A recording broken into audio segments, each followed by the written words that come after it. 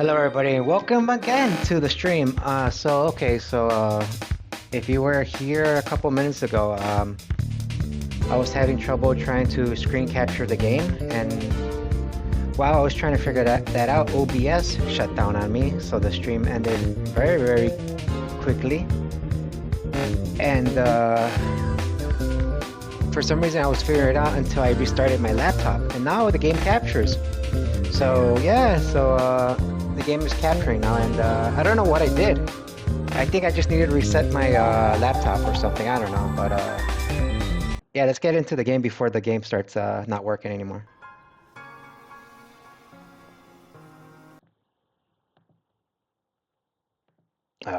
Okay, cool. I hope you could all see. Because I don't need issues right now, but. Alright, hopefully the volume and everything is good, because we're about to begin. Wait. Okay. New game. Let's go, let's play. Hopefully it's a fun game. Wake up. Warning, this game deals with mature subjects and may not be suitable for all players. Please see our contact warning in the system menu for a detailed list of themes and events. Okay. You wake to chaos, a confusion of light and heat and smoke. Fire! Your head is pounding. You must have hit it and blacked out, but you aren't sure how you got here or what on Vertumma is happening. There's something important you need to remember. Your stomach lurches as the floor crumbles beneath your feet, then collapses. Your body aches, your eyes burn from the smoke, and a figure appears through the flames. It's your friend. Your friend? Wait, why can't you remember her name? She's gesturing and shouting at you, but all you hear is a ringing in your ear. Climb out. Oh yeah, you need to climb out, man. You try to stand up, but your legs fold easily underneath you. It won't hold your weight. Your friend pulls you out of the rubble. She throws your arm over her shoulder and half drags you towards the door. Through it, you see a deep, eerie twilight, dark blue and cold against the heat of the fire against you. Glow season. Oh, hello there.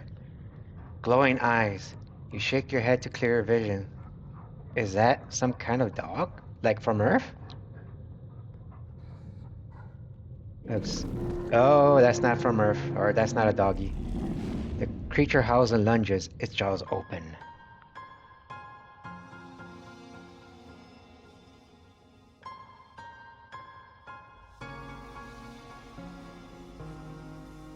I was a teenage exocolonist.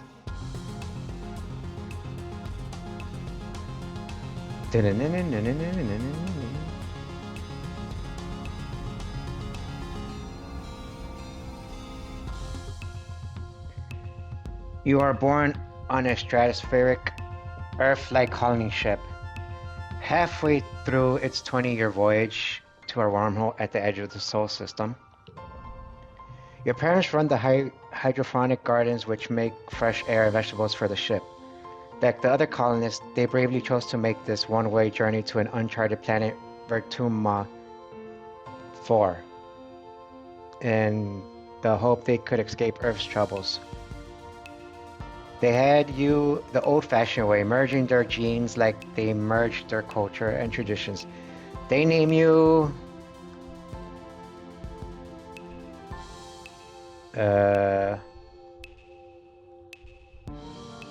Solane. Kind of like Solane or Solane. Or something. I don't know. You're a bright-eyed child with an active imagination, sometimes too active, your mom says. Use the slider, choose pronouns, late teens, appearance, chat, okay. Oh, I'm an idiot. I'll go he, him. I want to be... Is there a way to be, like... I'll be a Andromedus.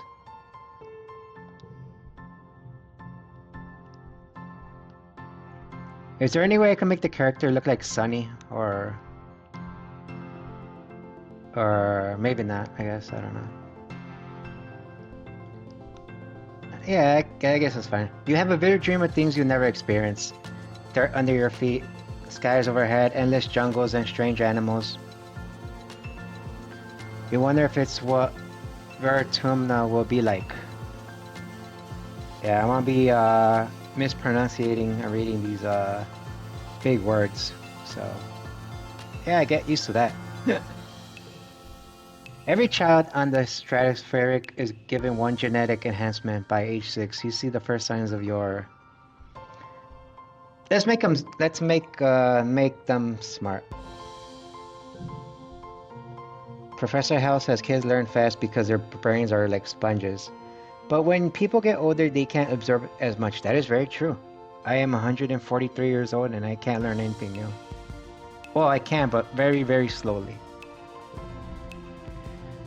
The other kids have trouble keeping up with you, but one tries.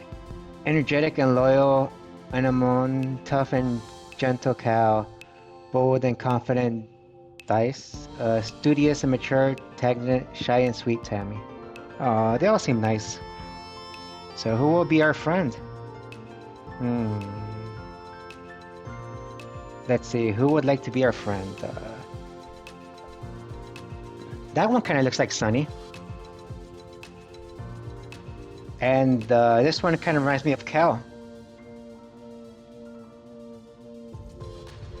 Alright, let's see, who's energetic and Anemone? Okay, let's see. Tough and gentle Cal. Oh wait. Bold and confident Mars. Easier name to pronounce, but cool. Tangent says okay. Oops.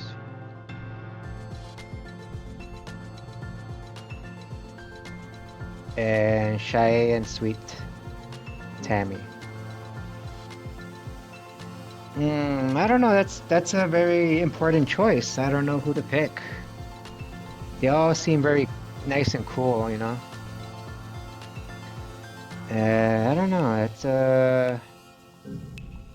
Cal? No. Mars would be cool too.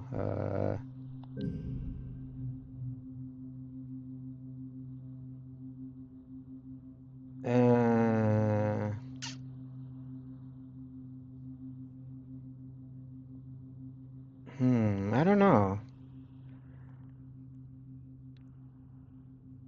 He's quiet nature and his morbid curiosity makes him somewhat of a loner, but at least he has a friend. Yeah, this kind of reminds me of Sunny. All right. All right, we'll go with how do you pronounce these names? I'm sorry, I'm just not good at pronouncing and reading in general. Dice? Like the dice? Like dice? Is that how you pronounce his name? Dice? The dice? Okay, okay, we'll go with Sunny Dice. I hope. I think that's maybe right. I don't know. You're 10 years old when the ship finally reaches the wormhole. Professor Hal says it's a doorway to other star system with the planet Vertrumna 4 on the other side. You run emergency drills for months to prepare. When the day finally comes, it starts with a rumble. Then things start to slide off the table. You hurry to gather near the escape pods just in case. The emergency area. Wait, is it okay? The emergency area is crowded with families. It's going to be fine. Solane, your dad Sue's Your dad says, we'll be through the wormhole down on the planet before you know it. Just like we practiced. Your mom gives him a sharp, worried look. Oh boy. Red emergency light switch on the siren begins to sound somewhere distant in the ship. You try to breathe slowly like you were taught, but you are very scared. You look out at a porthole. The stars are gone. When you're frightened, you try to be brave. Need bravery, 5th grader. Get in touch with your emotions. Okay, can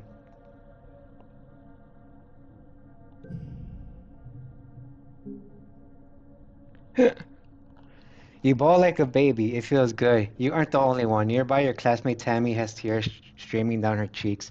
Mars is trying quietly to console her.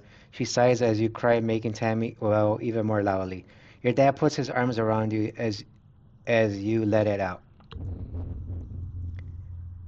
You wait. Oh, wait. You wait. You wait. The shaking builds. Then everything starts to get very weird. The hallway stretches. You are stretching too, your arms impossibly long. Your head feels like it's slowly filling up like a balloon and contracting down to the size of an atom at the same time. Is this the wormhole?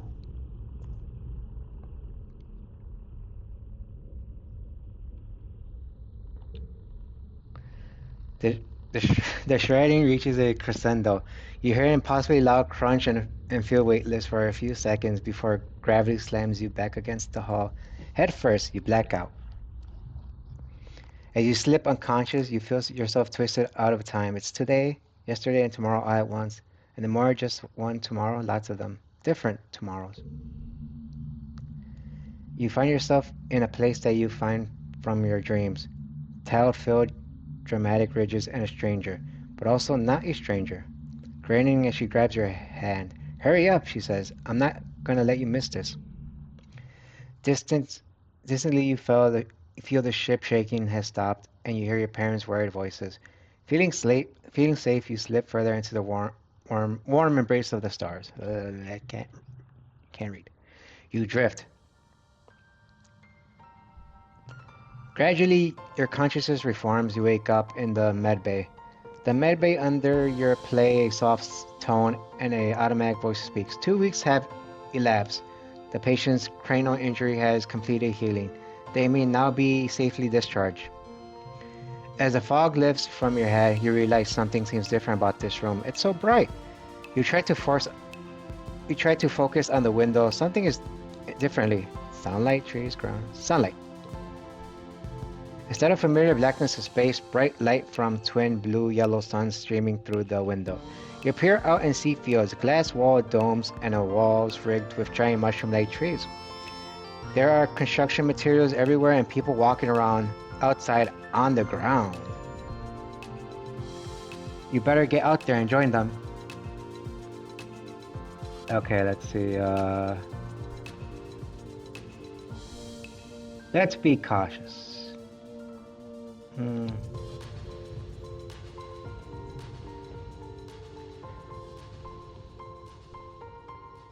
Strato colony. Oh, Tammy jumps as step out of the ship, quarantine quarters behind her. You're awake. Are you all better? You better go see your dad. She points southeast towards some geodesic domes. Tammy looks concerned. You slept for so long after you bumped your head, she says. I bet your parents were worried. Your dad is working over the geoponics near those domes. They're called greenhouses. I will go with you, but well, this is as far as I've been from the ship since we landed. Tammy stammers, blushing. It's scary outside. It's snowing.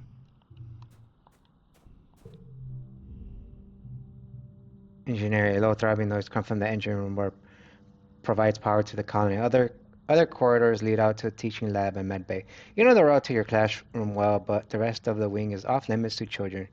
Conjurance, the ship on board AI beams down from nearby hollow screen.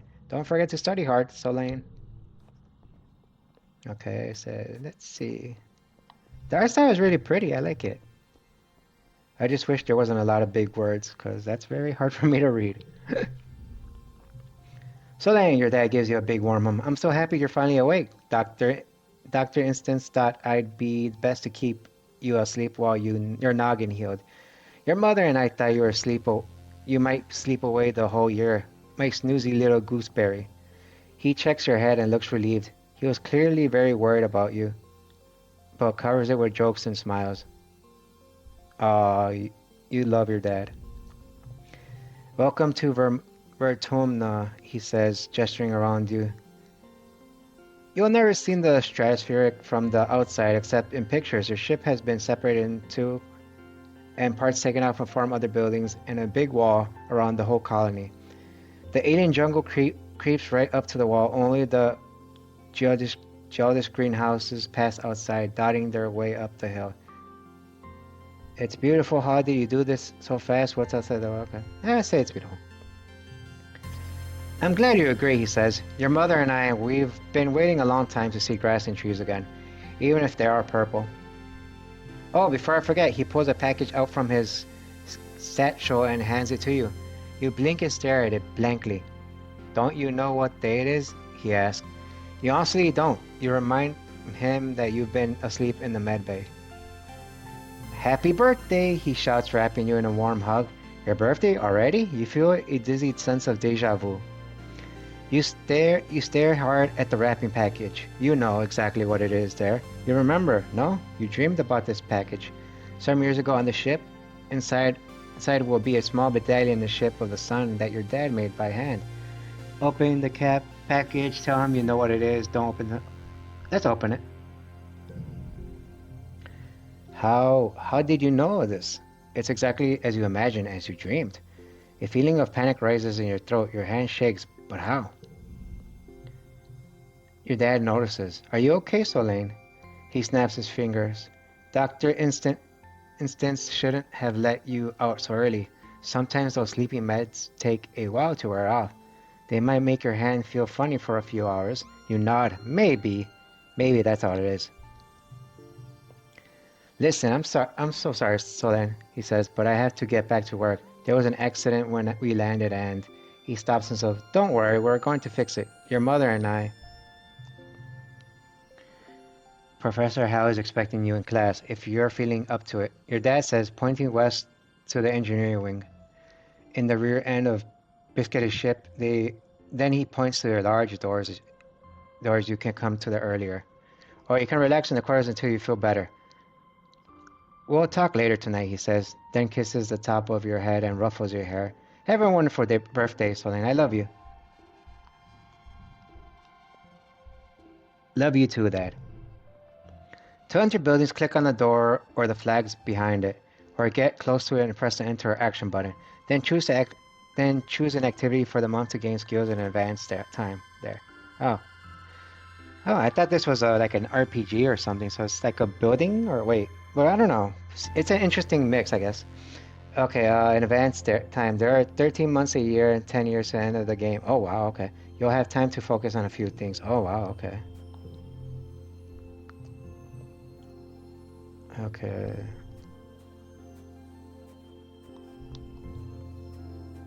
Alright, let's see. Hey, it's my buddy, Dice, who looks like Sunny. You see Dice sitting on the ground beside some bushes. Is he hiding from somebody? He seems to be watching the gate at the wall south when grown-ups are coming and going. Kids aren't allowed past the walls, he says quietly, without looking up. They say there's nothing to be afraid of, but what do we need? But then why do we need walls? You stare at the gate and suddenly a rush of memory so strong that you think it might be faint. You imagine something crushing through the wall, something enormous and dark and wriggly. For years in space, you have half-remembered nightmares of monsters, of your ships being destroyed, of shifting through wreckage that used to be your home, trying to find something. Your dad always told you the dreams weren't real. Breaking you from your daydream, Dress whispers, I think there's a monster out there. I believe you. No, you don't, he says. You're being sarcastic. I can tell nobody believes me. He turns back and ignores you. They're huge and wriggly and dangerous. Stop making fun of me. No, I was being serious. Aww.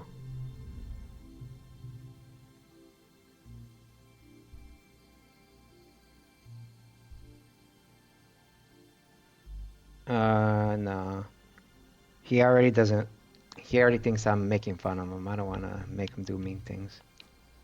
I don't want to be mean in this game, you know? Let's see what... Hey, Solane. Animan seems really at home here. She's rolling a sports ball around her with her feet, making patterns in the weird blue snow. This stuff is different from snow on Earth, she tells you. Because it ain't cold, but it's still neat. You can make stuff out of it. Your foggy head clears a little. Animan is simply physical real. You always feel grounded in your her. What are you making? Just snow spirals, she said. But earlier, me and Kat made a big snow pile. You missed it when you were sleeping in medbay. She smiles her broad gape tooth smile at you. Now that you're awake, we can play. Have you seen any monsters? Nope, just some little bugs. The grown-ups would say if they were monsters, right? She shrugs and smiles reassuringly. Even if there were monsters, Chef Red would beat them all up. So don't worry. My mom says they're safer here than we were in space. You both look over the wreckage of the spaceship where you were born. Animon's mom, antecedent, is probably right about that. Look what the wormhole did to your ship. Why aren't you in school? She smacks her forehead. School. I wondered where everybody was. I guess I'm going to be late for humanities class. She doesn't look very worried to you. It's okay. Professor Howell is chill. He wouldn't mind, but we should probably go now. He grins and starts running towards engineering. Hey, race you. No fair. She's getting a head start. What is this? Small. Okay. Let's see.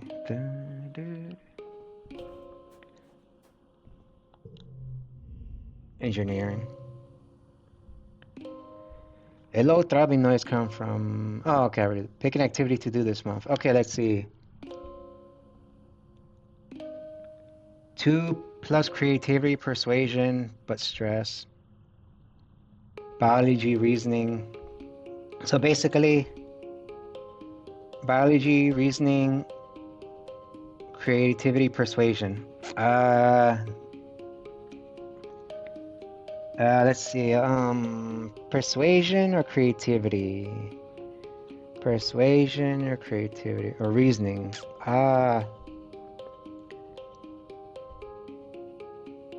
Let's go with biology. Study life.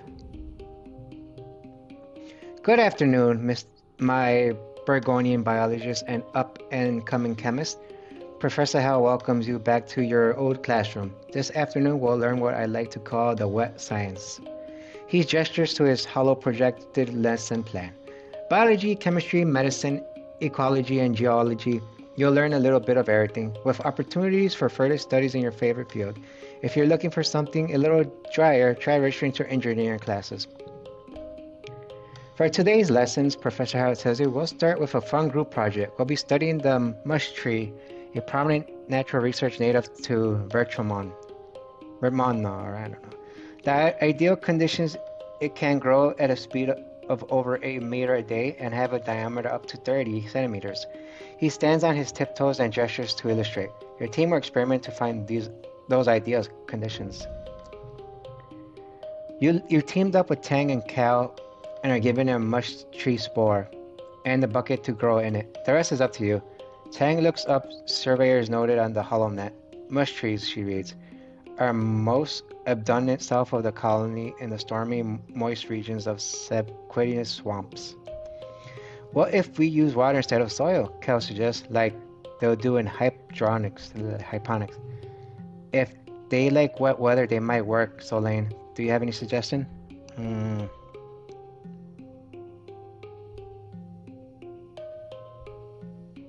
Ooh, let's see what happens when you put it under a bright grow light. You lower the light so they're right over the bucket of the water, plop into spore in. Every day you rush into the classroom to check on it in progress. At first there's nothing, but at midweek your little mush tree sprout up and starts its journey to you. You raise the light gradually as it grows towards it. In the end, yours is the middle of the pack, since mush trees tend to grow in a rainy, overcast place rather than hot, dry ones. You wonder if you might have given too much light?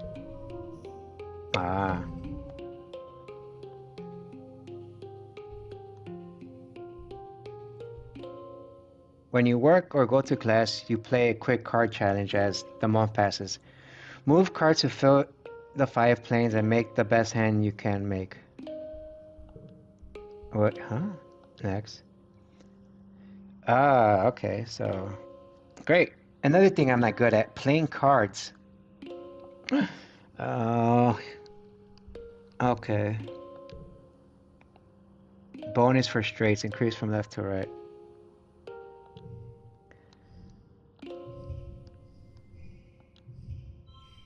Uh, hold on, let's.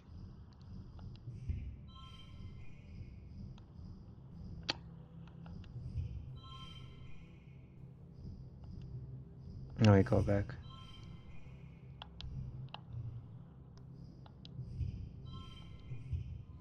Yay! I just, I just guessed on that.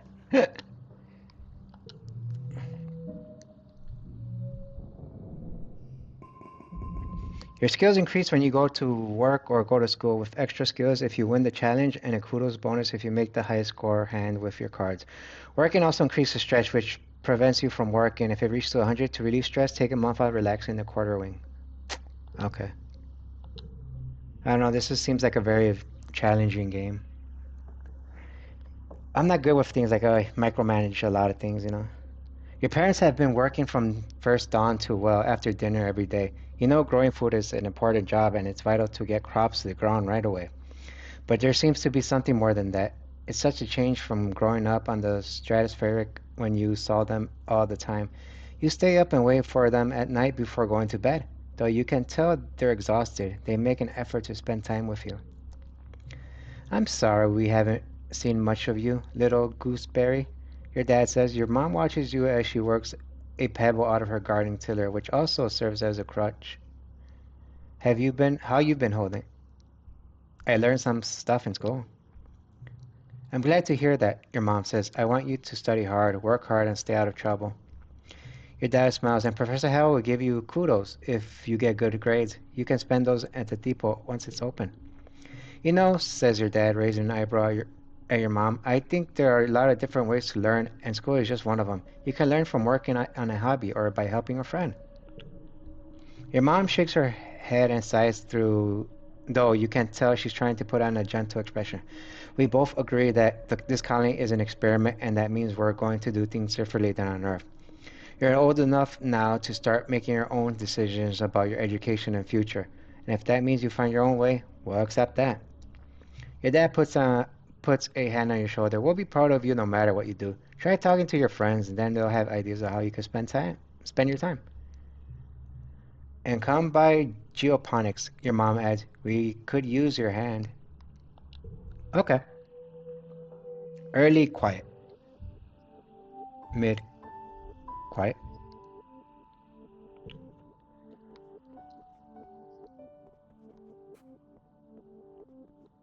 All right, let's see. Hello there. Anime bumping a sports ball with her wrist, trying to keep it in the air. Heads up, she shouts and bumps the ball in your direction. Think fast. Okay. Bounce it back. You bounce the ball back and forth with her, trying to see how many times you can rally and keep it going. Anim- Animon, these names, it tells you about the new sports ball court, a proper regulation court size, way bigger than the little 0G1 in the stratospheric. Her brother Com is coaching the junior sports ball team this year. He's so great, he says. He's good at everything, especially spiking. He's coaching me to play some awesome like him. You should come and join us. Okay, I unlocked that.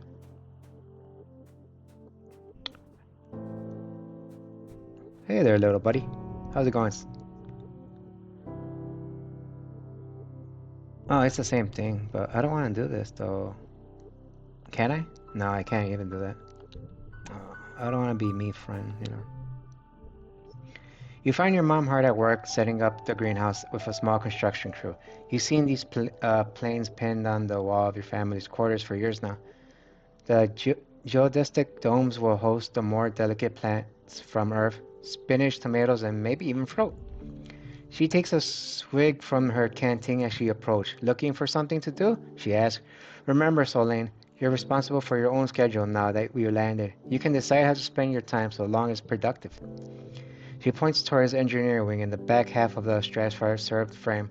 Professor Hell still expecting you in class, but a well-rounded education includes practical education. You're old enough to help with the work around here.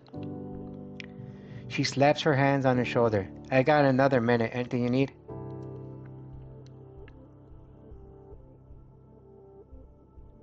Okay, I guess we'll go on.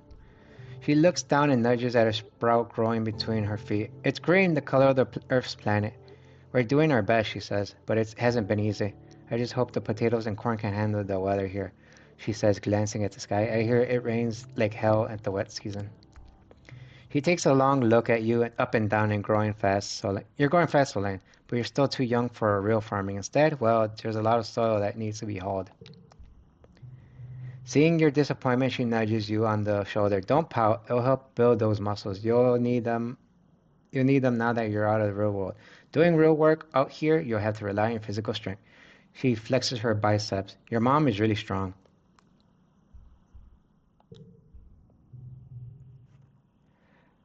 How teaching class on life science, engineering, and humanities. If you pass all your tests, maybe he'll let you work there in a few years. Your father thinks you're old enough that school is optional. I don't agree, but I'll be honest with you, she says, gesturing to the fields. You do need every pair of hands. We do need every pair of hands to we can get. If you want to work here with me in the geoponics, I'd suggest studying life science. If you don't have a good grasp in biology or ecology, I'm going to stick you on a shovel duty. If you need a break, she advised, you can visit the lounge and see your friends. But, she warns, raising a finger, I don't want to see you lounging around all the time. You need to work hard too. Security Chief Rick is organizing a sports ball team. You used to play, didn't you? Back on the ship? It'd be different here with the planet's gravity. Of all the adults in the colony, Rhett and your mom are the most likely soldiers you've seen on the holovid. For a moment, you think your mom's going to suggest something else, then she shakes her head. You're too young for defense training, so don't worry about it yet. That yet. Just enjoy your, just enjoy yourself and stay out of trouble.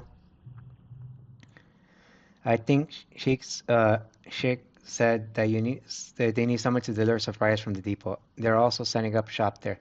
If you got some kudos to spend. And of course, there's where Captain Edicott, Governor Edicott works. But you couldn't bother her. She's a busy woman. Doesn't have your mother's patience with kids. You try not to giggle. Your mom isn't usually known for her patience. Oh, crap. Let me read the other one. Was it this one? Oh, you're too young to it's dangerous. She shakes her head. Your father would be worried. There's also so much still don't know of the world out there. Let the adults find out. Then maybe you can join them in a few years when you're older. She gives you a stern look. She isn't going to budge on this one. Now, stay inside the walls.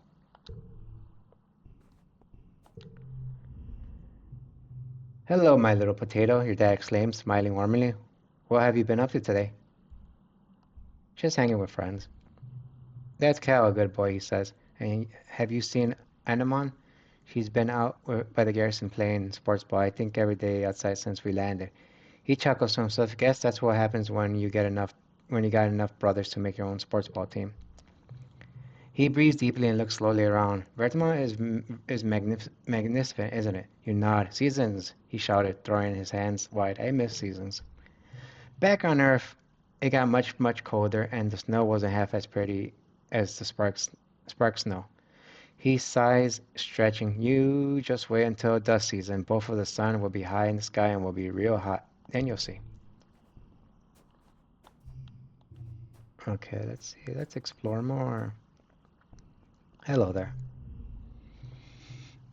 A sharp whistle interrupts your thoughts. Hey, Solane, Mars calls out to you. Come here, I have a job for you. You walk over to Mars, who sheltered from the snow under the ship's overhang. It's so gross here, she complains. The spark snow would ruin my good clothes. At least on the ship we could have climate control. Ugh. Tammy made me some soy sweets, but there's no way I'm going out there in this weather. She continues, since you like running around, can you fetch them? Okay. Good, Mars claps. They're probably just down the hill near our quarters. Mars says she's scared to take more than a few steps from the door. All she wants to do is hide inside and make sweets. Okay, Tammy staring obliviously at the sky, smiling to herself. She startles as you approach. Oh, hello, Solane, she says, putting her hand to her chest. Do you need something? I'm here for Mars Soy Sweets. Tammy smiles at you. Oh, that's so nice of you to help out, Mars. She's a very important person, you know. She hands you a box wrapped in a pink yellow scarf. One order of mango soy sweets made fresh this morning, she says. Please tell Mars that she can have the scarf back, okay? She used some of her kudos to nanoprint it from me because it's so dusty here, but I think I'm getting used to it now. Tammy smiles again and tucks her hair behind her big elven ears. Mars is so cool, she says fondly. Sometimes she's kind of bossy, but I know she really cares too. All right, let's bring her the thingy.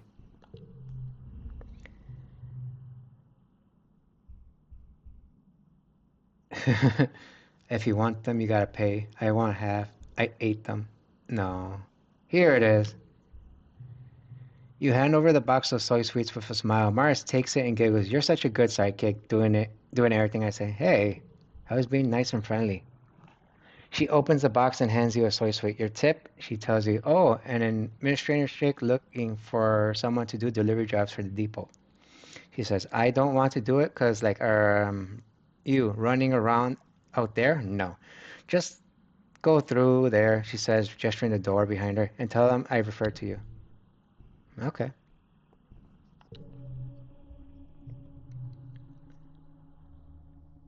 Command is a worn along hallway, core, long hallways with doors off to tiny, nondescript offices. Everyone you pass seems to be hurrying off to something important.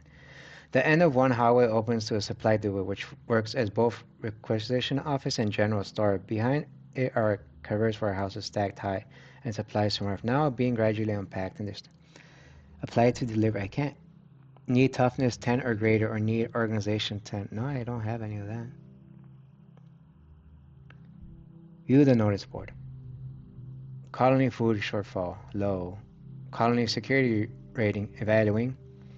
Upcoming events will be hosting a first annual virtual annual festival during the second month of dusk. Notice, take precautions outside the colony boundaries. Xenofauna have been sighted in the arena. Survey teams are investigating. Okay, I can't really do nothing about that. Leave, I guess. Okay, let's keep exploring. What do you have to say? You see Tammy sitting quietly near the entrance of the lounge. You've known her for, well, your whole entire life. Back in the ship, you...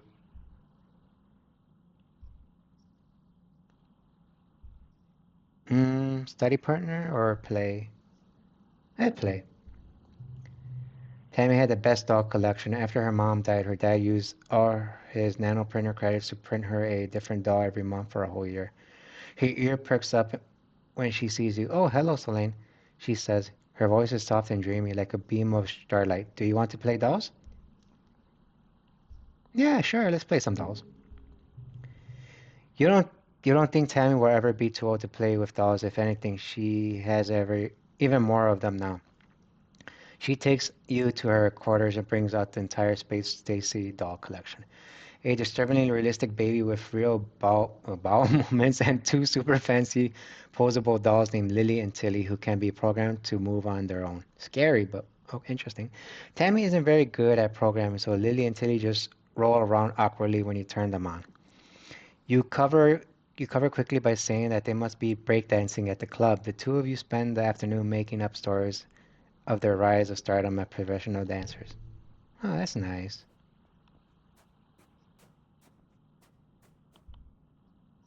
Hmm? Oh no. Let's see. All right. Let's see where else I could go. Which one is this one here?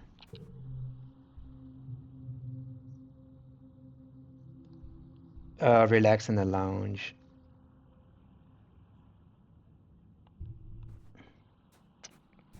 I want to make you very smart and strong.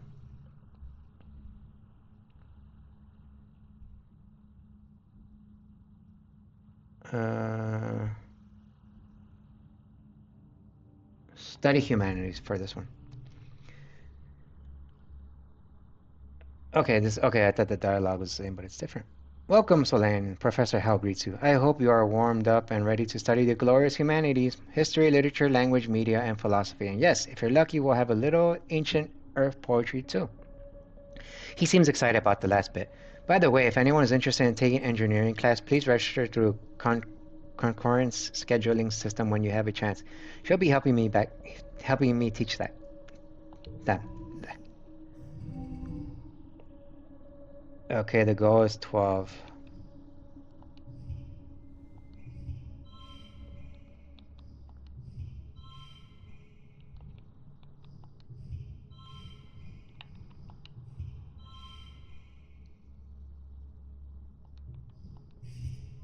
All right, cool. Yeah. Still not good at cards, but all I know is I have to make it up more than the goal, so. You work well this month. One creative. All right, sweet. But stress is going up. Just like in real life, when you go to school, you get stressed very, very, very, very much. This week you had a few more bouts of deja vu, remembering what somebody is about to say or do just before they do it. Sometimes they actually do it, but not always. This morning, you were sure Professor Hal was going to trip on an uneven floor in the cafeteria and spill his plate of hash browns. You even told Mars to watch. He didn't, though. As Professor Hal walked away, his hash browns safe for today, Mars called you a liar and a dummy. At night, your dreams are all mixed up with stuff that you know can't be real. You're chased by monsters and size of buildings, only to be saved by strange people you never met. You're holding hands with somebody you love. You're crying as you help lift a shrouded body into the colony recycler. Everything seems so familiar, but when you try to recall their face, when you wake up, they're smeared in your memory like wet paint. But what if those things haven't happened yet, but they will someday? Anytime you try to tell someone, they think you're playing a trick or that you're sick. You need to go to medbay. You eventually stay quiet about your strange dreams. Why? You don't want people to worry. You just want to be normal. Secret powers are fun. You start keeping a secret journal on your hollow palm, recording the events when you remember something before it happens. You also write down your dreams when they have that feeling of being real. You like the idea of being magic and seeing the future, but some of these dreams are very scary. You hope that, I like Professor Brown's hash browns, they don't come true. Mid quiet to late quiet. So I'm guessing light, like night.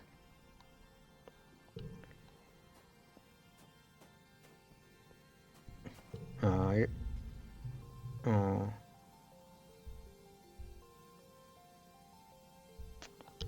Why he looks like Sonny and what's his name from Mob? There you go. No, I know I can't go there. So, oh, you have something to say. Tangent is hunched over her hollow palm, frowning and pokingly angry at the air. She speaks without looking at you. Professor Hal wants us to prep a list of native flora with pictures. There should be a catalog of the colony HoloNet, but I can't find anything.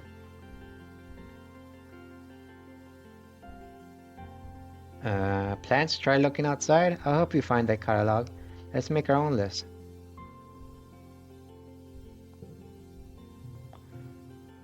Tangent is dubious but agrees to try your idea. The two of you run around the colony yard taking pictures of the different Verimon plants you can find and making up fake sciencey sounding names for them, like Wonkius, Stribius, and Purpulus gracium.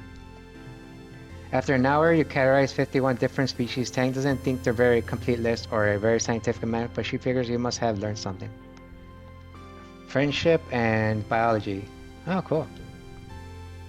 I learned something, so that's cool. I'm almost gonna be very stressed, so. But first, let me see if there's anything else going on. Oh, hey. Cal is riding around the geoponics garden on his hoverboard. The board comes to a sudden shredding stop at the rocky ground in front of you. Cal falls off but catches his balance before he eats dirt. Hi, Solane. Real ground this is way harder to hover on than ships. There are bumps everywhere. Yeah, that sucks. Maybe the hoverboard doesn't work outside.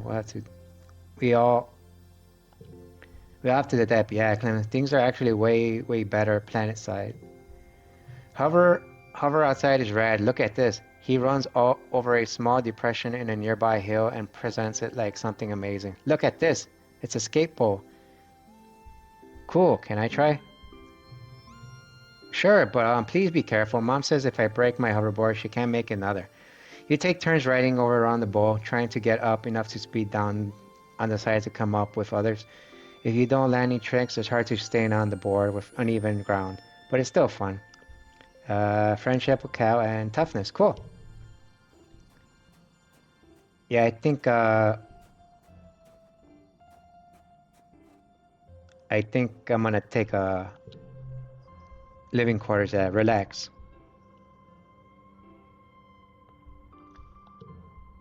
It's nice to it's nice to take some time off to chill after a stress of school and work. Not to mention the mental toll of it just living on a predicted planet. Looks like you're not the only one who needs some downtime. Some of the other kids are relaxing as well. No. Okay, but you do stink, you hear Mars defend herself. It's not my fault that you can't tell. Maybe your nose stopped working, but the rest of us can smell it. She waves her hand in front of her nose and makes a PU gesture and turns to you. No,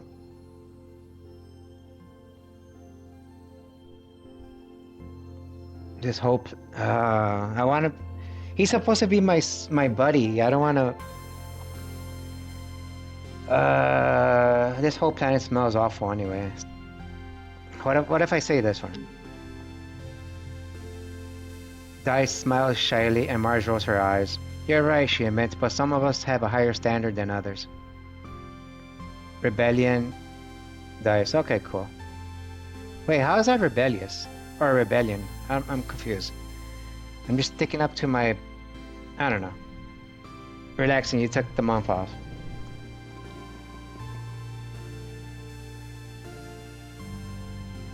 No, I don't want to forget any of this.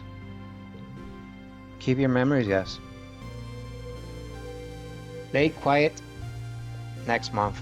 Early pollen.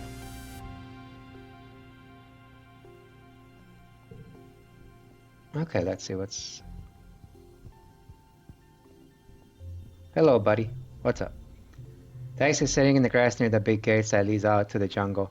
He's just staring out into nothingness and picking absentmindedly at the weeds. He pretends not to notice you as you approach. Are you okay? Dice glances at you. He sees you look of honest and concern, which seems to make him angry. He frowns in disgust. That's such a stupid question, he mutters. Why do you keep asking me that? Hmm.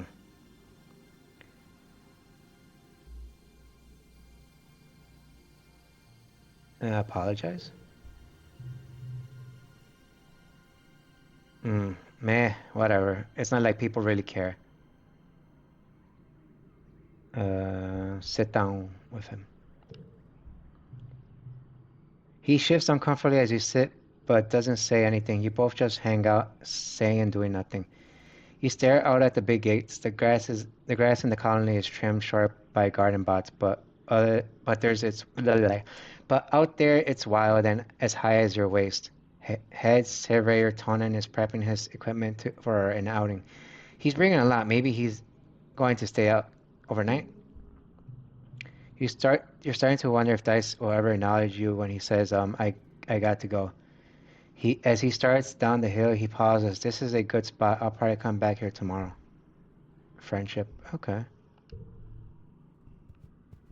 All right. What do you have to say? Oh, I don't have okay,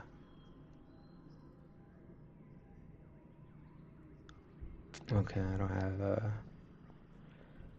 damn, they really want you to have those stats high up at the early game. Like, how do you do all that? I don't know. Maybe there's like a trick or I don't know. You spot your dad catching a break inside the geoponics domes. He's taking a huge gulp from the canteen, then appends the rest of his face. Whew, he exclaims. Wish I could take my eyes out of my head, wash them, and pop them back in. He laughs at the look at your face. Too gross, too gross? Sorry, kiddo. The pollen is just too itchy. Yeah, I don't have the thingy for that. Oh, I already... Okay, same thing from earlier.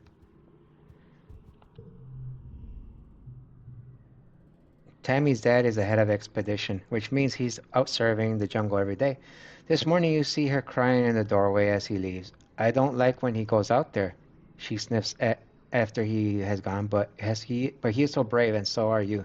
That's why I like you, Solane. I don't have any of the stats to be extra, you know. Kyle runs up to you, streaked from foot to neck with purple dirt. There's so much space. Me and Amnon just ran for 20 minutes and never ran down the same path twice.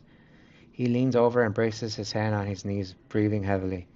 He holds so fast. Nope, I can't do nothing about that either. Oh, hi, Solane. Merspez looks bored. My dad made me come out to get some fresh air. Don't know what's so fresh about it. It's always full of acid, snow, or pollen, or water. I don't know which is worse. Egg. Interesting, okay. Hmm.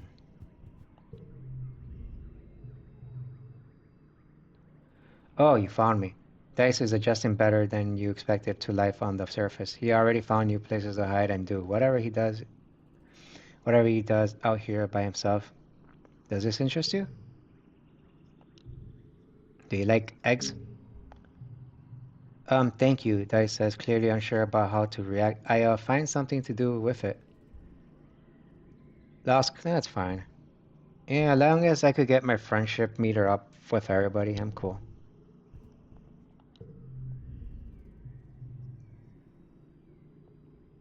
Alright, didn't I give... Hmm?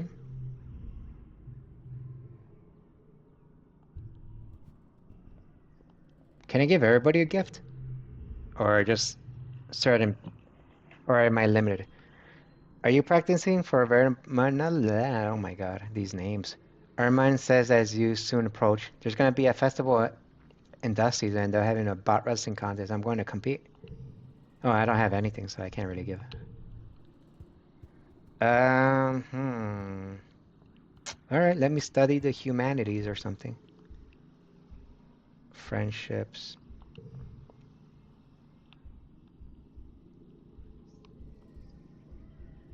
Okay, this is a friendship. And friend memories. Character traits. Okay, this is what I... Oh. Kudos. Okay, this is what I'm looking for. Empathy, 11 out of 100. Persuasion, 2 out of 100. Creativity, 3 out of bravery, 10 out of 100. Reason, 11. Organizing, 0. Engineering, 0. Biology, 6. Toughness, 2. Perception, 10. Combat, animals, okay.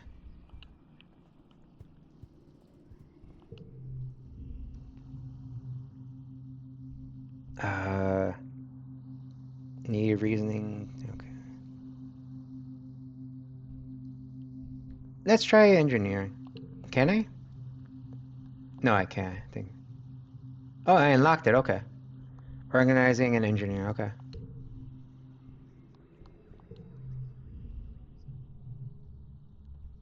Let's study engineering. Engineering, reasoning, friends with tangent. Okay, let me see what the other ones are. What is this again? Bravery, toughness. Oh, yeah, it's one of these games where you have to pick, you have to pick what you want to do. They all have good, stats. This is a relaxing.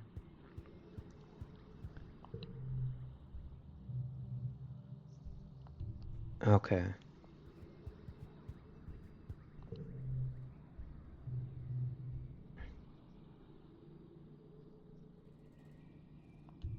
Hmm. Yeah, I'm not really good at games where it's like, okay, you have to decide what you gotta do. All right, let me try the humanities. No, I mean engineering, because that's the new one that I unlocked, so let's try that. Professor Hal rubs his hands together as he waits for the class to settle down. He's in a great mood. This must be his favorite subject to teach. If biology, chemistry are the wet science, then engineering must be the dry one. But believe me, the class definitely won't be dry. He winks, it's weird, but also learning maths, physics, computer, robotics, architecture, and astronomy. Tangent raises her hand. We also learn about nuclear engineering, she asked. Professor Howell nods. Yes, at the beginner level, we'll have an overview of atomic theory and take a field trip to the engineering room to learn how our ship nuclear reactor works to power the colony. No, I don't wanna play hard because I'm already having difficulty.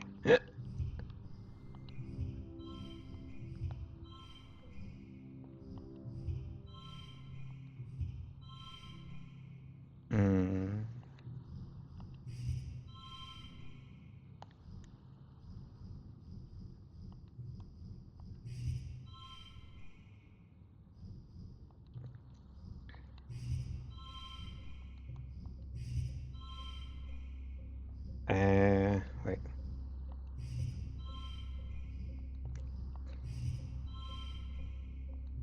Mm, okay, I just can't half-fast it this time. How about this? Because they're both the same color. No? Oh no, wrong one.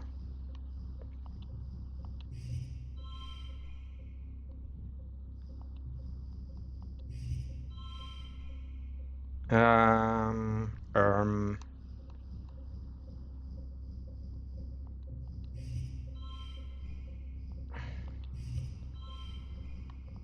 uh, um.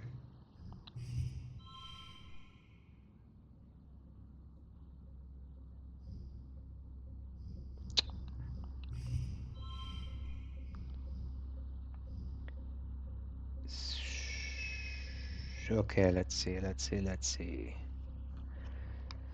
Uh, tick, tick, tick, tick, tick, tick, tick.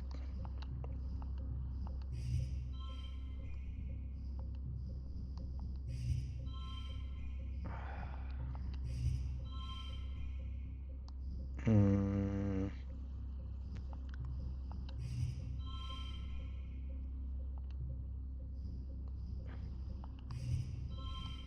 Oh wait. Oh.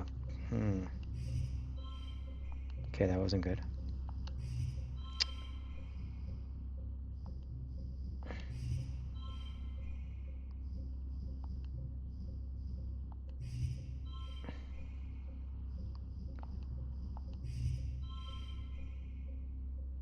Okay, 1110000. Hmm.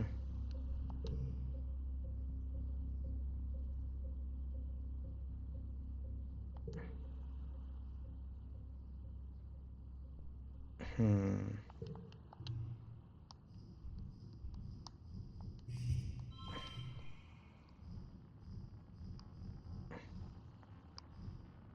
Okay, I got it. Uh. No, no, that's not what I wanted. What if I put it here?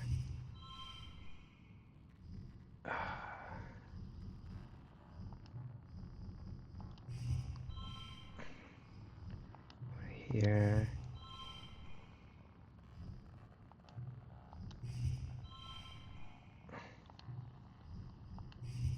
Oh no, that's not what I wanted. That's not what I wanted.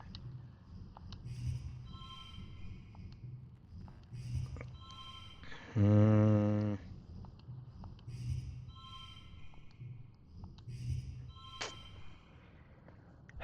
Let's see. It's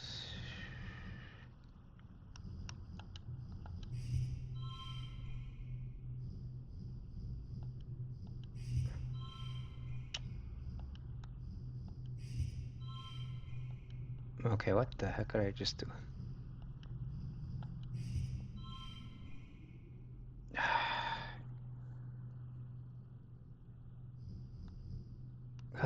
God damn it.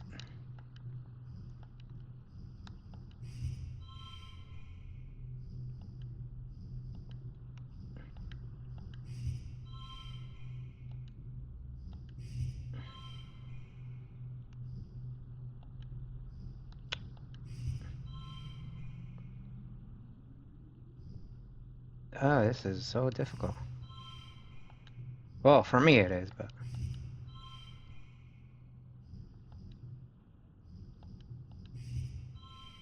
Because I'm making to like 7 ahead of 8 once, but now...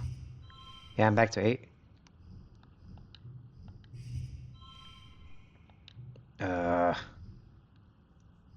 Damn it. Hmm.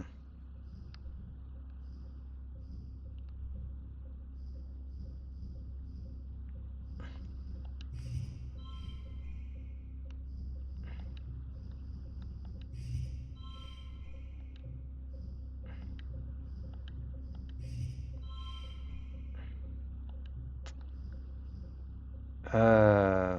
Hmm. What if I put all the zeros together? And then I move this here. Yeah, but I'm still missing... I'm still low on 1.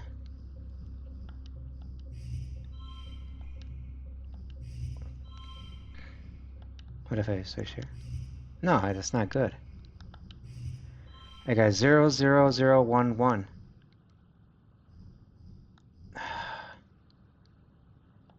Switch here. Okay, that doesn't make a difference. What?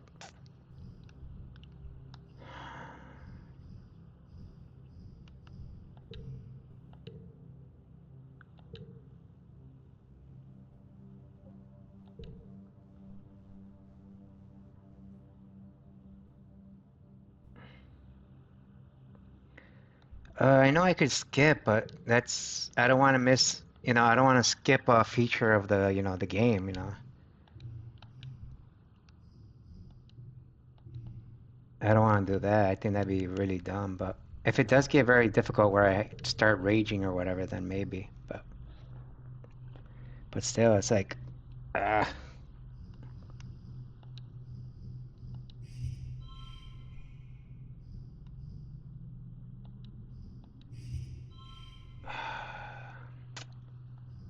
Come on. Hmm.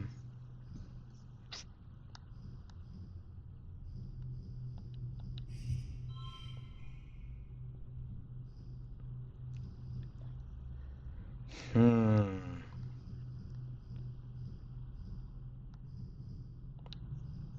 Alright.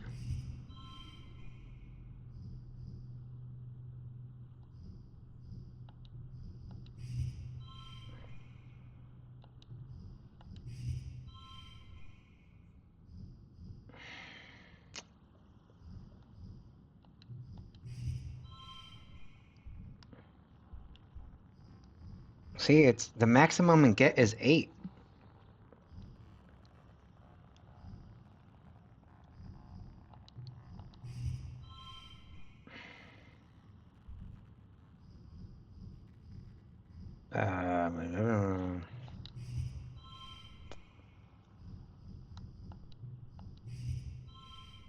No, that's not good. What's this? Oh, that's the ads. Okay. Hmm. Come on now, come on. Gotta use my rusty brain. All right.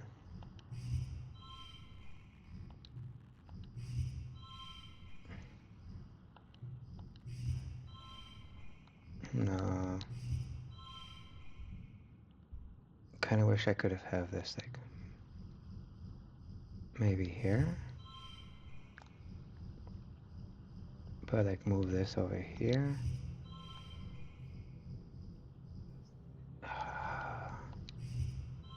That's not what I wanted. Oh, maybe. Hold on.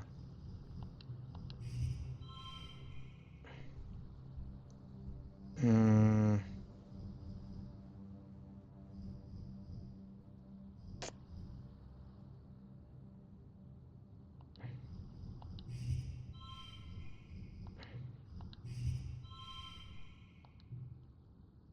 No, that wouldn't work.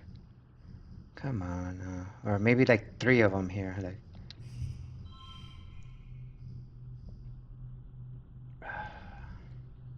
I had a plan, but I completely forgot already. uh,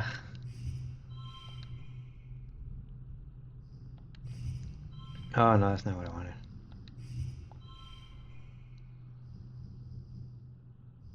I had an idea, but I completely forgot about it. See, like this is fine, but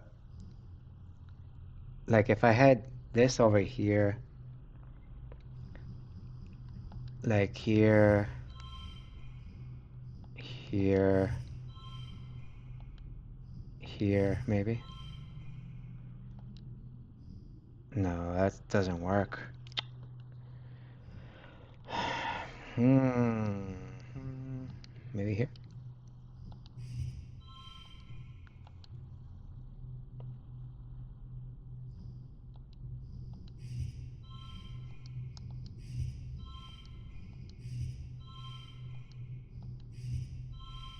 Oh my God.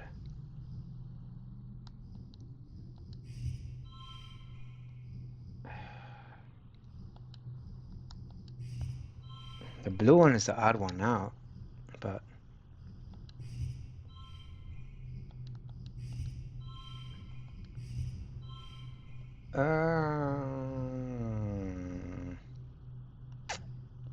how the heck am I not getting this? Am I able to, or just really dumb?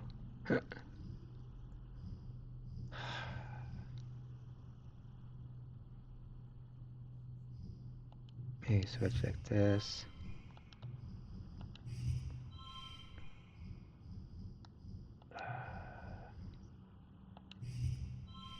Hmm.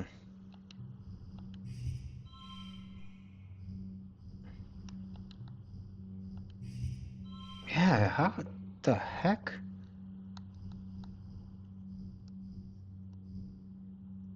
This is very strange, man. It's already hurting my brain. Come on. I don't want to give up, but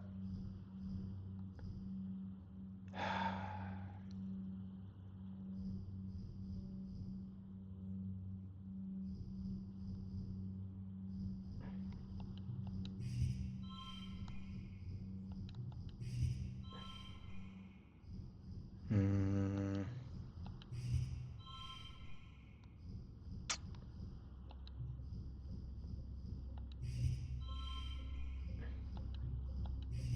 But if I do that, then that one's out. Great. I've been stumped by a multi little mini micro game. Jeez. Yeah, come on. What the?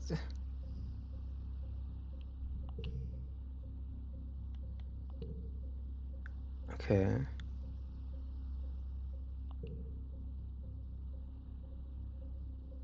Yeah, but they're not all the same though.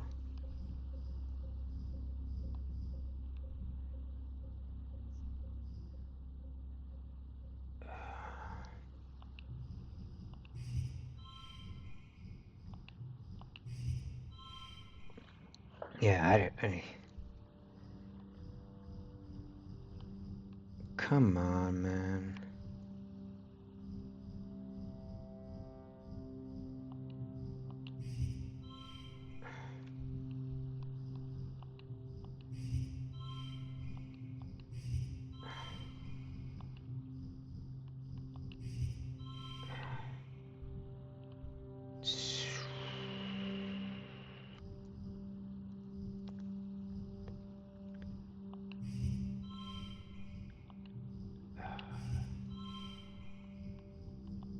Uh. Hmm. Okay, I don't. Oh my goodness. Um.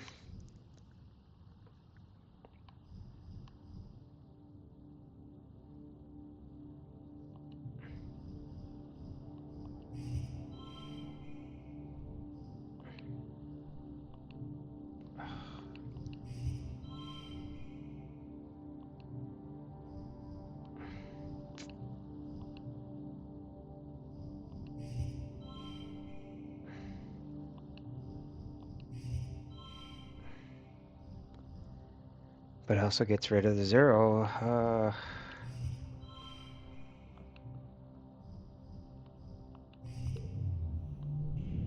Uh,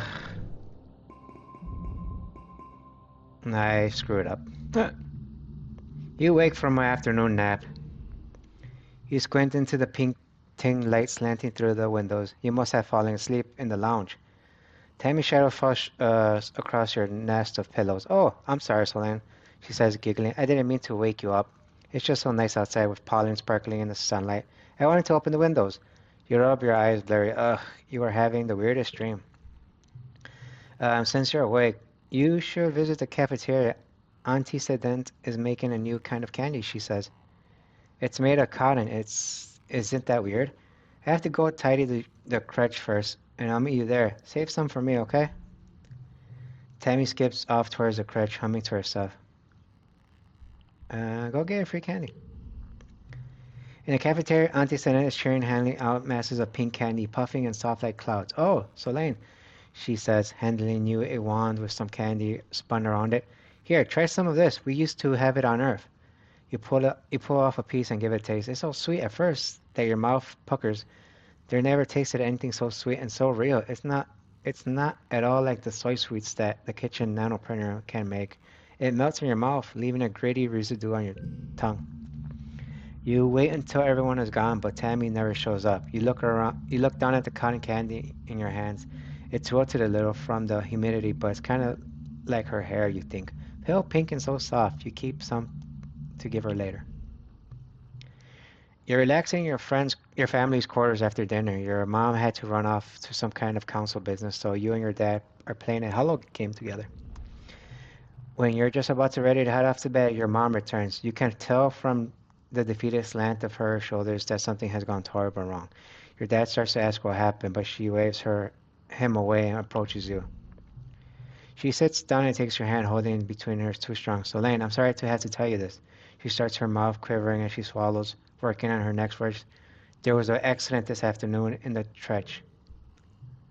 What? Your classmate Tammy has died. You try to understand her words. Tammy dead? That's not possible.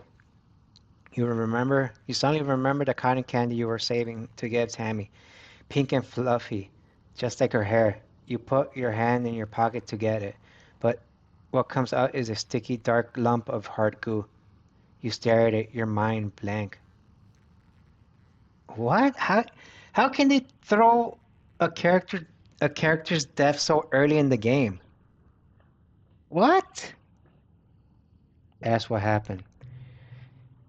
Your mom tells you, as simple as possible, that Tammy was killed in electric shock from a broken hollow projector. It was just an accident. You press her for explanation. Little girl is dead. Someone you've grown up with. Someone so much like you. She wasn't sick or anything. You just saw her this morning. She was right there. Why? Your mom's eyes are sad when she tells you. Sometimes there's just no reason why. You aren't used to dealing with death and you don't know what you're supposed to say or do. You sort of mumble okay, then get changed and crawl into bed. A full hour before your bedtime. You try to fall asleep, but you toss and turn for hours. You eventually drift off to fitful dreams of the small, sticky red lump of cotton candy. What? You can't just drop that off early in the game? That's... Are you serious?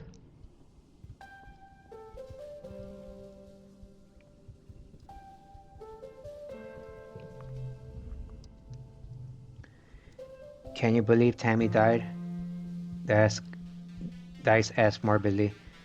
I heard Chief Engineer instance tell someone about it. He lowers his voice. Tammy got shocked by a broken hollow projector. The one in the crèche with dancing teddy bears, you remember? When she touched it, she got chucked all the way across the room. He makes a sailing motion with his hands and bam! She was dead before she landed.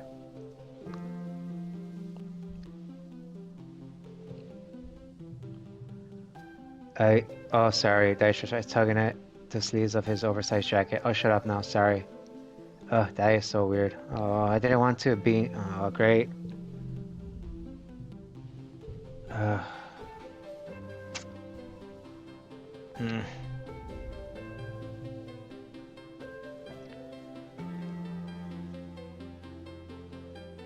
Hermione is chucking rocks at the strato, sending metallic clanks ringing through the colony. Stupid planet, she yells. Stupid crutch, stupid spaceship. She bends down to pick up another rock, but instead just sobs and braces her hands. I knew, stupid everything. Why did she have to die? It's not fair, kids are supposed to die.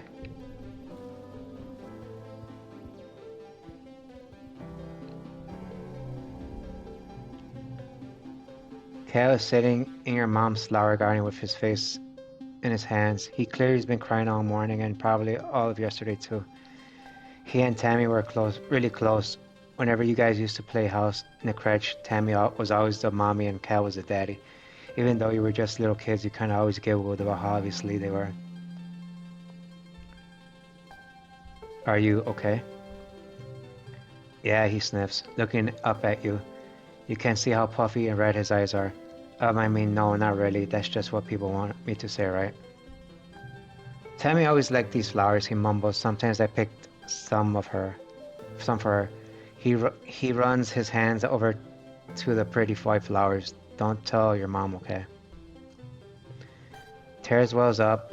Tears well up and slowly leak out of his eyes. He doesn't even blink, just stares at the flowers as the tears run down his cheeks. You decide to give him some space.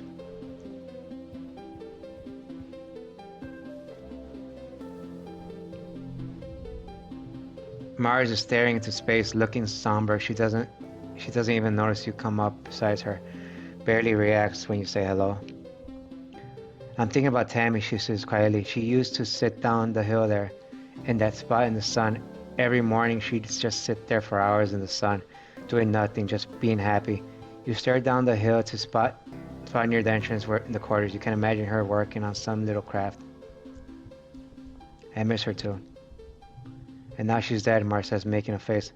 How's that for all the people? How come it had to be my friend? You don't have an answer. You never heard Mars call Tammy her friend before, but of course she was. Tammy was everybody's scared little sister, even though she was older than most of you.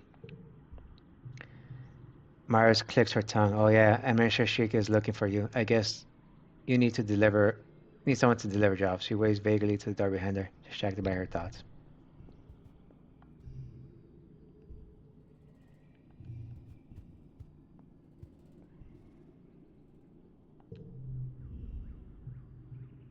Your dad gives you a hug. Sorry you're feeling blue, Solane.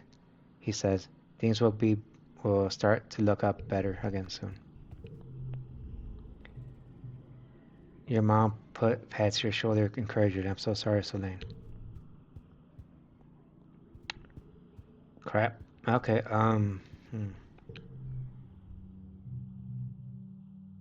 Well, I can't do that, so I guess I have to do the classroom things. Oh, shit. How do you...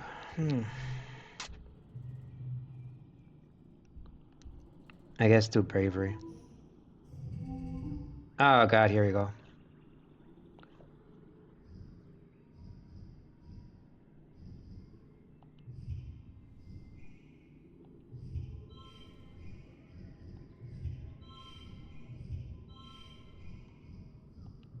Okay, cool. At least this was a little bit more...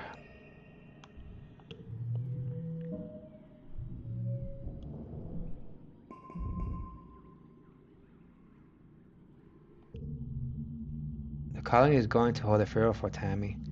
Do you want to attend? If you don't feel up to it, you could just skip it and take a month off instead, or you could go back to work. Yes, I'll attend. The colonists gather in the recycling room, bringing organics down to be recycled here to one of your chores, but you only come here for the funeral twice. Both times the colonists have passed away from natural causes during the 20-year-long journey from Earth. This is the first time there's been a funeral on Venera, and the first time someone you actually knew. The mouth for the organics recycler has been polished and a wreath of yellow flowers placed on over the opening inside. You see a shrouded figure, Tammy's small, fragile body. Tammy's dad, Uncle Tonin, is here, as well as your parents and Auntie Senna and the rest of the council. Cal is here with his mom and her parents, already crying in their arms. The room is packed with people, and the feeling of grief is so thick you can taste it in your mouth. Governor-elect stands before the assembled crowd. There are no words to ease the pain we feel today, she begins solemnly. There is only the sad company of those of us left behind to share the burden and grief. Tammy was our child, she continues, one of the first humans to be born in space, and the first to die on an alien planet in her short life. She exemplified the very arc of human accomplishment, bending hopefully towards life beyond our very humble Earth. She is the first of us who can truly call Vermont home. Her passing was scentless as it was sudden. Sudden losses like this are impossible to hold with oneself, a painful reminder that life is impossibly precious and fragile. But they also remind us, as always, that as a community we are capable of great strength. Odeke closes the door to the recycler. You hear Uncle Tonin sob over it, and the hum and the particle disintegrators begin to work. As a community, we remember Tammy. As a community, we return her body to the soil that nourishes us. In this way, Tammy, our child from the stars, will never truly be lost to us. The ceremony is adjourned, but few people stay back to console Tonin as he keeps vigil over the recycler. Cal and Uncle Tonin hold each other and weep openly. Your mom stays behind to receive Tammy's remains as the head of geoponics. She'll be responsible for adding them to the colony's precious supply of brown soil from the earth. Your dad accompanies you out of the recycling room. He closes your store. I want you to know that you don't need to be okay, he says, clasping his warm hand on your shoulder. If you want to take the rest of the month off, everyone's going to understand. Maybe just go back to school. You feel better just having said goodbye. You don't really know Tammy that well after all. It's sad that she's dead, but you have to move on. Maybe I should have just took the month off. Oh, man.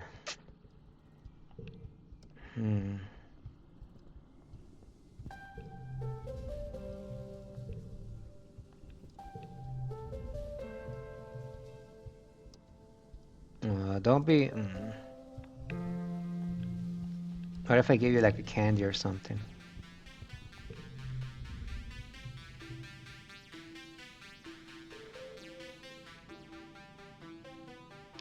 Anime is unusually still today. She's sitting in the dugout to the sports pitch, flirting with an ugly doll with red hair.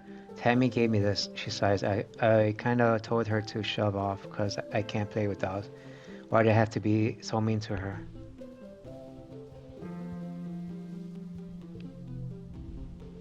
Tang is pacing around in front of the engineer. She looks upset. It shouldn't have happened, she said. What happens, Tammy? It shouldn't have been possible. There was no reason for a hollow projector to break. Professor House said it was resuming service and nothing was wrong with it before. Yesterday, and it just blew up for no reason. Nobody would have wanted to hurt her, so why? Why did it have to add up? It doesn't add up. Sorry, so I don't think some of those... let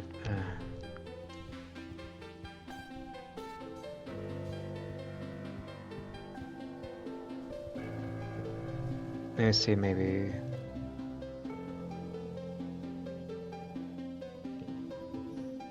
Try shoveling dirt. Okay.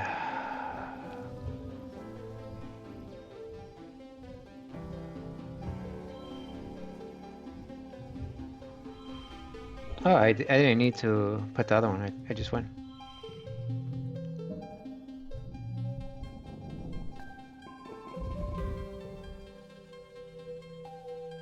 Late pollen. Early dust. I'm super stressed, so I'll just I'll take a break, but first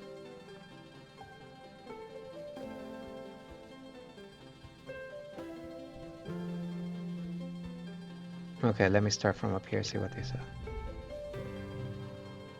Ugh, I have all these kudos and nowhere to spend them yet, Morris says slyly. Zeke says the department store won't be open until next year. How am I supposed to show off how much better and harder worker I am? Need. I don't have anything actually.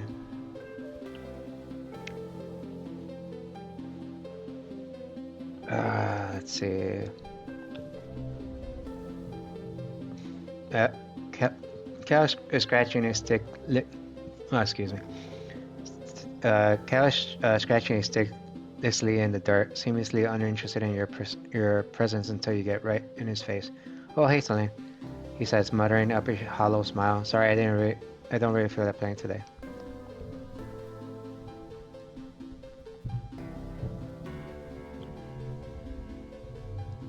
Dai is hanging out near the salt gate, his hands in his pockets, idly staring at the ground and digging the toes of his boots into the dirt.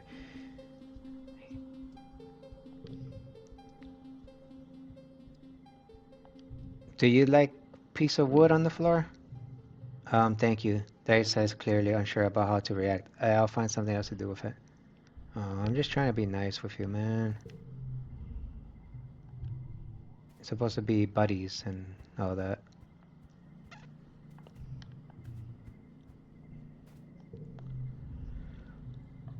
Solane, Tanya says, approaching you with purpose. We need to discuss my brother.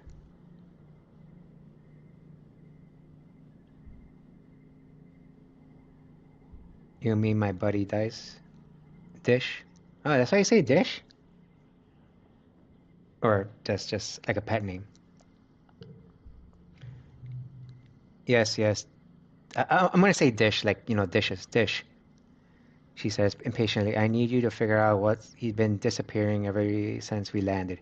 I barely see him anymore. He doesn't even come home at night sometimes, and she trails off and looks at her feet.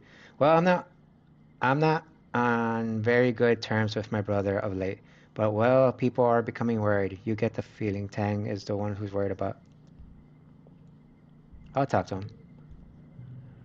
He'll probably won't tell you. Tang says angrily, Newton's apple. She swears he wouldn't ever talk to me ever. She says, you may have to follow him. I would, but everyone in the lab would know I was gone. No one cares when he goes a day.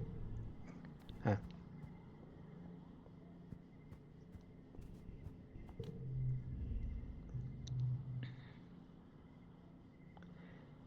You tell Dish that his sister Tangent wants to know where he's been disappearing off to. His eyes fill briefly to you, then he stares vaguely off towards the engineering wing where his sister is reading the holoprint between classes. He doesn't say anything. Where do you go, Dish?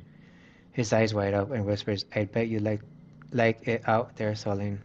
He motions to the path stretching away from the colony, beyond the walls.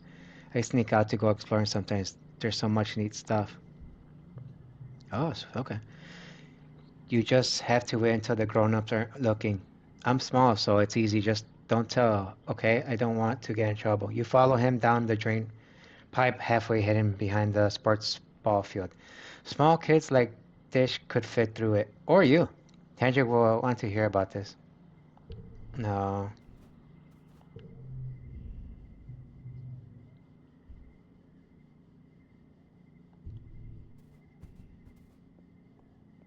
He's just a silly little guy, you know. You tell Tangent you know where Dad's been going. You tell her it's been sneaking out to explore the jungle not far away. Tangent looks concerned. Really? She says, wringing her hand. Is he safe? I'll keep him safe. She eyes you skeptically. Full offense, Solane, but you're just a kid, she reflects. However, I suppose it's good to know that he isn't alone out there.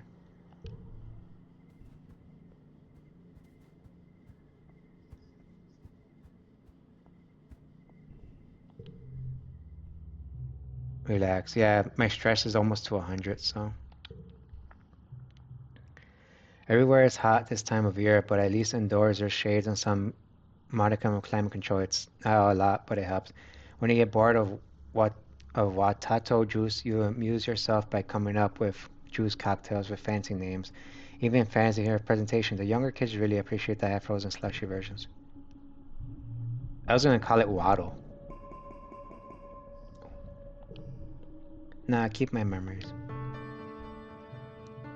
It's time for Vermutiala. Edit and the council have called the festival to celebrate life here on the planet. Vertumnia.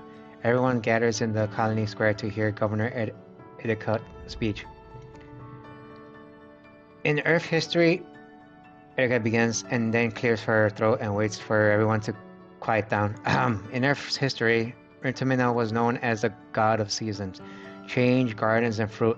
It's no coincidence that our forebears of the Vermeer Project chose to take on such a auspicious name in hopes to seeding future bountiful season of humanity. We will continue this tradition of Vertmilia, a midsummer festival to celebrate our Vertmilia, this lush planet upon which we find ourselves on. Clap. Everyone cheers and applauds. The members of the councils all get up on stage one at a time to give their own short speeches. Governor Edic announces each one. Governor Idicott, Command, Chief Administrator Sheik, Command, Security Chief Ret, Garrison, Chief Engineer Instance, Chief Cultivator Flulu, Chief Steward Antecedent Quarters, Chief Surveyor Melatonin, okay. Hi. When it's your mother's Lucy's turn, she approaches tonight that you'll be eating some of the very fresh crop grown from rich soil. Here, let's go to the feast table abroad stratosphere. It would have been mostly soy boost food from nanoprints, spiced up with the precious fruits and vegetables could be grown in the small growing bays. This year, the Earth's plants look even less robust than usual, but they're supplemented by some vitamin plants you come to appreciate. Juicy wattle, watato pods, and slabs of edible fungi. It is wattle. It takes the stage after everyone on council has said their piece. What is a festival without festivities? She asked. Professor Hal and security have organized a three-part competition for the kids. Good luck, children. Which one do you join? Bot racing, science fair. Let's do science fair. Let's see what happens. Or no, wait. Let's be smart. Tangent competes, of course, entering her study of the ship hypro recycling system. It was previously used to make urine drinkable, but she offers it could be turned into new use. Despite having many times she says the word pee, it still is boring, but she put a lot of effort into it. Your turn to go next. Oof, I don't like this. The judges are very interested in what you bring in to compete against Tangent. Oh no. Oh no. Okay, story challenges have 3 rounds instead of 1. After every round, you'll keep the card you didn't play and unlock an extra side applause. Losing isn't always a bad thing in story challenges. Oh no. Okay, let me see.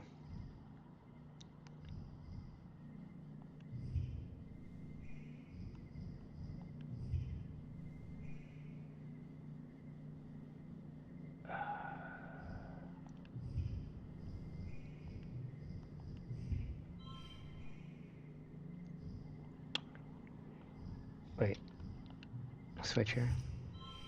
I guess that works, right? Maybe? Oh no. The goal is 40. That's gonna be tough.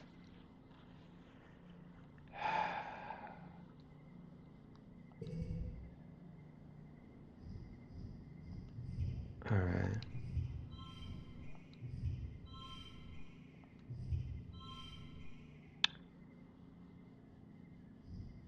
Yeah, I'm gonna lose this one.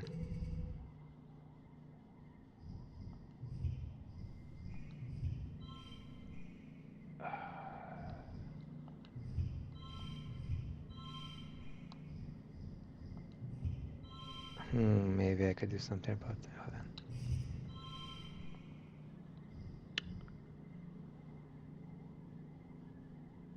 on. Huh. And I don't want to give up because it gives me a lot of stress. So I think that's kind of, you know. Can I go back to the other rounds? Or I'm just screwed in general?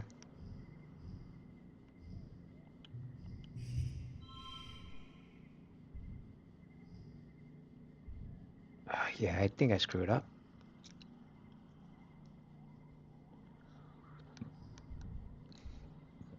Hmm. Yeah, there's no way I could get that much.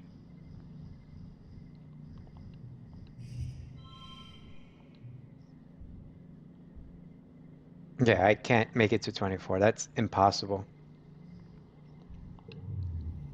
Yeah, I can't. It's Tangent wins. She accepts her prize with grace, having expected nothing less. Your baking soda volcano was much less impressive than you imagine. It just kind of fizzes and you don't explain it very well. It's pretty clear your dad helped. Maybe next year. Oh, less stress. Cool. Okay.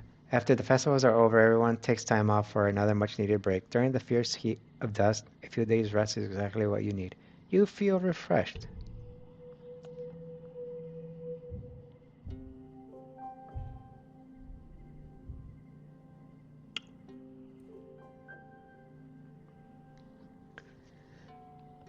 All right. All right. So I've been over an hour and 30 minutes playing this game. So I like the game. I just wish they didn't throw the whole death of a kid so early in the game. But yeah, hell, even in Amori, you find out certain things after a nice amount of time and stuff. But yeah, I just want to say thank you very much for watching my stream. I will be back with another game later on. I don't know which it is. I don't know what it is, but it will be another game. It could be this one, or it could be some other ones I already played. But yeah, so I want to say thank you all for watching. I hope you enjoyed.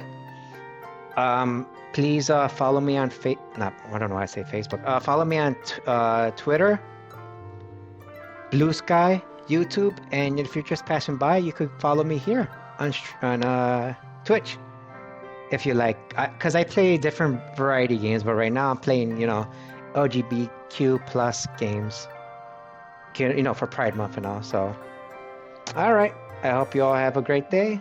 Take care. Bye bye.